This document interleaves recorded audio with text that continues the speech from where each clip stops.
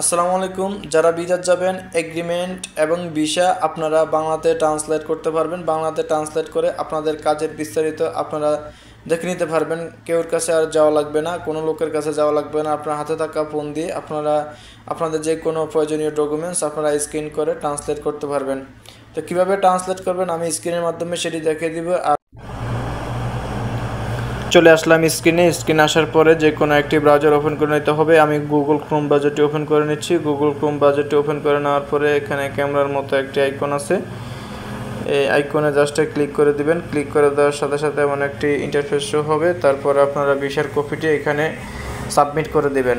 ভিসার কপি কিভাবে বের করতে হয় আমি অলরেডি বিস্তারিত ভিডিও দিয়ে দিয়েছি, আমার চ্যানেলে ভিডিও দেওয়া আছে, চাইলে আপনারা দেখে নিতে পারবেন ভিসা কিভাবে ডাউনলোড করতে হয়। তো আমি ভিসাটি ডাউনলোড করা যেই স্ক্রিনশট নিয়ে নিয়েছি, আপনারা চাইলে স্ক্রিনশট নিয়ে নেবেন। নিয়ে নেওয়ার পরে ভিসা অথবা ক্যামেরা করে রাখবেন। নিয়ে নেওয়ার পরে এখানে জাস্ট সাবমিট করে দেবেন। সাবমিট করে দেওয়ার পরে এখানে একটি অপশন আছে ট্রান্সলেট, এখানে একটা অপশন আছে ট্রান্সলেটে ক্লিক করে দেবেন। ক্লিক করে দেওয়ার সাথে সাথে এখানে ল্যাঙ্গুয়েজ সিলেক্ট করবেন। এখানে কোন ভাষা থেকে কোন ভাষা সিলেক্ট করবেন। আমার যেহেতু বিষয়টা আরবি ভাষায়, আমি আরবি ক্লিক করে দিলাম। আরবি ক্লিক করে দেওয়ার পরে এখানে দেখেন আরবি টু বাংলা, এখানে অটো সিলেক্ট হয়ে গেছে। এভাবে আপনারা বের করতে পারবেন খুব সহজে। আরেকটা পদ্ধতি আছে, যাদের ফোনে ক্রোম ব্রাউজার নাই, গুগল ক্রোম নয়, তারা একটা পদ্ধতি আছে, সেটি হচ্ছে প্লে স্টোরে যাবেন। প্লে স্টোরে যাওয়ার পরে এখানে আপনার সার্চ বারে লিখবেন গুগল লেন্স।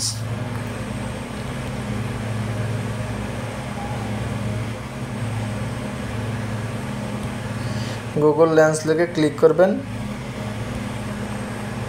গুগল লেন্স লিখে ক্লিক করবেন। ক্লিক করার সাথে সাথে যেই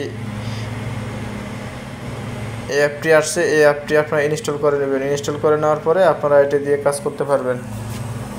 ধন্যবাদ সবাইকে ভিডিওটি দেখার জন্য।